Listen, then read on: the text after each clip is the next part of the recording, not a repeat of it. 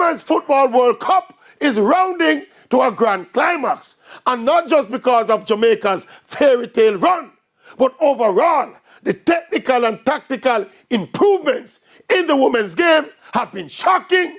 Up to the World Cup in 2019, the United States were out of class, dominating and winning their 4th of the 8 contested World Cup titles. This year, the US struggled and got knocked out at the round of 16 stage. I don't think it's worse. The US gets worse. The other teams improved leaps and bounds. And not just the teams from Europe, but look at Japan, Colombia, Australia, and even Jamaica.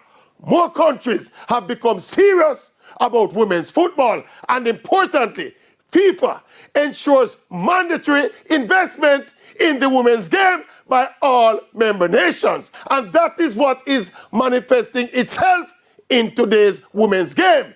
Gone are the days when the USA will continuously bully women's football.